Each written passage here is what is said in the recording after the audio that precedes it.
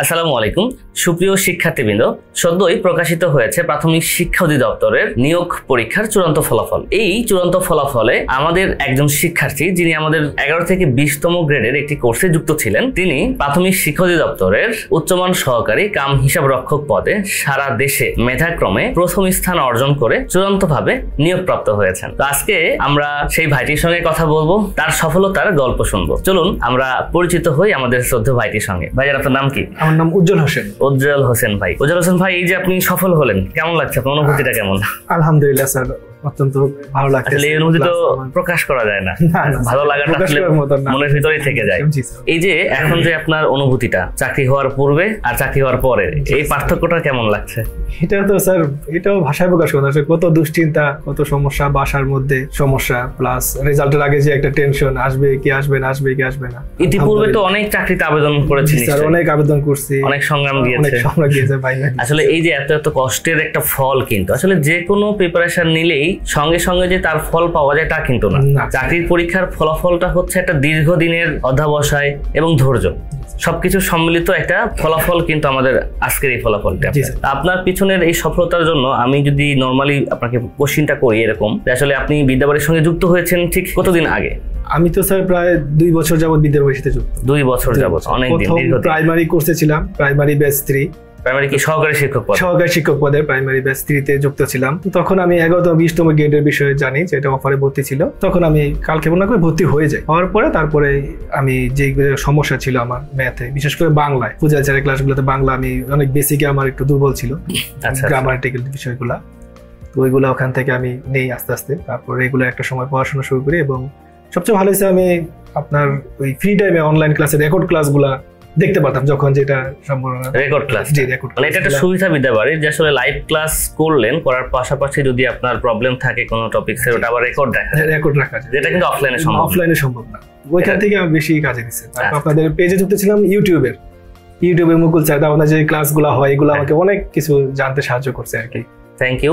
উজ্জ্বল হোসেন ভাই আমাদের সঙ্গে দীর্ঘদিন ধরে যুক্ত আছেন। আসলে সফলতার জন্য আমরা অনেকেই যে কাজটা করি, যে পরীক্ষার 2 মাস পূর্বে যুক্ত হয়ে যাই, বা 6 মাস হচ্ছে যুক্ত হয়ে গেলাম, কিন্তু ব্যাপারটা হচ্ছে একটা দীর্ঘদিনের অধ্যবসায়, দীর্ঘদিনের যে একটা কষ্ট করা হয় পড়াশোনার জন্য, মানে হার্ড ওয়ার্কিং যাকে বলে থাকি, তারই কিন্তু ফলাফল হয়ে থাকে আমাদের এই চূড়ান্ত ফলাফলে। যে যখন ফাইনালি যখন কেউ নিয়োগ প্রাপ্ত হয়, সেটি কিন্তু আসলে ভাষায় প্রকাশ করা যায় না তার অনুভূতিটা। যারা নতুন ভাবে চাকরি প্রিপারেশন নিচ্ছে, অথবা যারা হয়তো দীর্ঘদিন ধরে নিচ্ছে বাট বারবার ব্যর্থ হচ্ছে, তাদের উদ্দেশ্যে আপনি কি বলবেন?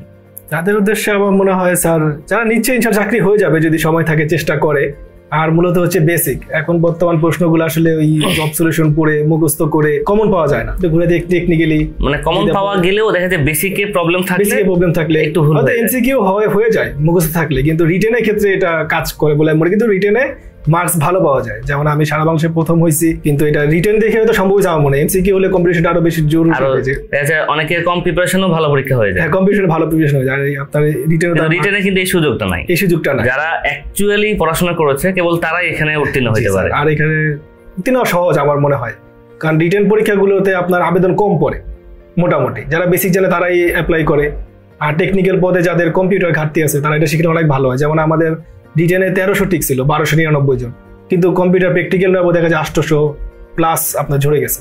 মানে আপনার কম্পিউটার অ্যাপটিটিউড টেস্টে পরে 400 প্লাস উত্তীর্ণ হয়েছিল, 485 জন উত্তীর্ণ হয়েছে, 485। এবং এই 485 এর মধ্যে ফাইনালি ভাইবা দিয়ে তারপর তাদের মধ্যে থেকে আমি প্রথম হয়েছি। কতজনকে নিয়েছে এখানে নিয়োগটা? 115 জন। 115 জনকে নিয়োগ, মানে চূড়ান্তভাবে নিয়োগ দেওয়া হয়েছে। ওকে।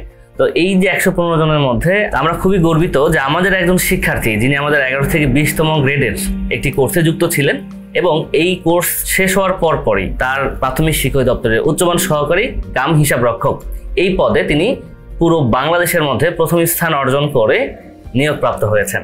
তো আমরা এই ফলাফলে খুবই গর্বিত, এবং আমরা আমাদের এই উজ্জ্বল ভাইয়ের ভবিষ্যতে আরো তিনি সফল হোক এই কামনা করি, এবং তার ভবিষ্যৎ সাফল্যমণ্ডিত হোক। এবং এটা উজ্জ্বল ভাই জানেন যে অনেকেই হয়তো বলে যে আসলে দেখা যাচ্ছে বর্তমানে মামা চাচা বা একটু মানে দুর্নীতি ছাড়া চাকরি পাওয়াটা অনেক দুষ্কর, এটা অনেকেই বলে থাকে। কিন্তু তারপরেও মানে দুর্নীতি সব জায়গায় কম বেশি থাকেই, তারপরেও মেধার একটা মূল্যায়ন আছে, যেটা আপনি আজকে নিজে রিয়েলাইজ করতে পারছেন। তো এখানে উজ্জ্বল হোসেন ভাই আমাদের কিন্তু একটা দৃষ্টান্ত, যে তিনি কোনো রকমের দুর্নীতির সঙ্গে যুক্ত না হয়ে অর্থাৎ সম্পূর্ণ দুর্নীতি মুক্ত এবং মেধা দিয়ে তিনি কিন্তু এই চাকরিটা লাভ করেছেন। তাই সকল শিক্ষার্থীদের কাছে আমি বলতে চাই যে আপনারা যারা স্বপ্ন দেখেন নিজেকে একজন সরকারি চাকরিজীবী হিসেবে গড়ে তুলতে চান, তাদের জন্যই আপনার মেধা, আপনার শ্রম এবং আপনার কাঙ্ক্ষিত লক্ষ্যে পৌঁছাতে চাইলে আপনি জাস্ট বেসিক থেকে শুরু করে প্রিপারেশন নিন, ইনশাল্লাহ একটা সময় আপনিও সাফল্যমণ্ডিত হবেন। আর এখানে কিন্তু জেলা কোটাও ছিল না, মানে কোনো কোটার কোনো সিস্টেম এখন আর নাই, মেধা ইনশাল্লাহ চাকরি হয়ে যাবে যারা পায়। আমি কিন্তু এমবিও করি নাই, আমি বিবিএ করার পর চাকরি বিভাজন করে গেছি, আপনাদেরকে বলতেছি। এখন চিন্তা ভাবনা আছে যে জয়েন করে অনুমতি নিয়ে তারপর এমবিএটা করার।